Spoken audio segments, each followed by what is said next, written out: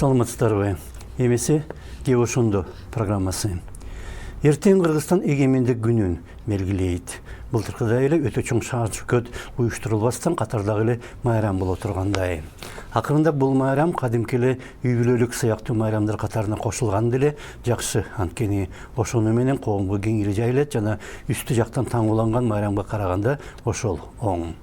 Мурда бул күнү айрым учурларда өзгөчө мамлекеттик чаралар көрүлүп, Эгемендик күнү Кыргызстан бир нече жыл бою аны басып алган баскынчылар менен согушуп, кан төгүлүп, көптөгөн курмандыктар аркылуу көз карандысыздыкка жеткенсип белгиленчү. Башка учурларда болсо айрым президенттер алардан мурдагы президенттерди жана аларды бийликке алып келгендерди мазактап моокумаганчу. Тагдырга ылайык Эгемендиктин алгачкы жылдарында жасала турган милдет өз алдынча мамлекеттин конституциясын, улуттук валютаны, мамлекеттик белгилер болгон улуттук герб, гимн, тууну кабыл алуу ошол кездеги Жогорку кеңешке туура келген. Ошондуктан ал азыр легендарылуу деп аталып калды. Бирок Эгемендикти жарыялоо өзгөчө милдет жана аны дагы ошол кездеги парламент жасаган. Кыргызстан эл ал кезде кирген Советтер Союзунда ошол күндөрү мамлекеттик төңкөрүш болуп, президент Михаил Горбачев өз милдеттерин аткара албай калды. Ошондуктан бийлик толугу менен 19 августта түзүлгөн өзгөчө кырдаал боюнча мамлекеттик комитет ККЧПга өттү деп жарыяланган. Ал комитет СССРди кайра курууга чейинки абалга кайтарган жана Кыргызстанда көптөгөн адам ага кубанган. Ал төңкөрүш ишке ашпай калгандан кийин СССРдин вице-президенти жана ККЧПнын төрагасы Геннадий Янаев Кыргызстанга келет экен деген да сөз тараган. Анткени ал же ушул жактан баш калкаламак, же Кыргызстан аркылуу Кытайга качмак эмес. Ошондуктан ички иштер министри Феликс Колов бир аэропортко, бир кайра борбор калаага чапкылап, андайды болтурбоо үчүн аракеттенген. Төңкөрүш учурунда президент Аскар Акаев бир топ дал бастап, Бириккен Улуттарга жана эл элек коомчулукка кайрылып, биз кичинекей өлкөбүз, бизди коргоп калгыла деген сүйлөгөн. Ошондо Жогорку кеңештин ошол кездеги спикери Медеткан Шеримкулов кезексиз сессия чакырып, Кыргызстан мындан ары эч кимге баш ийбейт деп Эгемендик тууралуу декларацияны кабыл алдырган.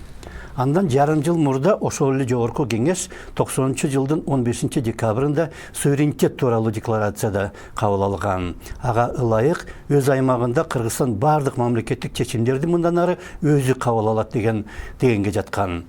Төңкөрүш күчөп турган кезде 20 жана 21 августта Эстония менен Латвия, андан соң 24 жана 27 августта Молдова менен Украина эгемендигин жарыялап, Кыргызстан андай кадамга 31 августта барган.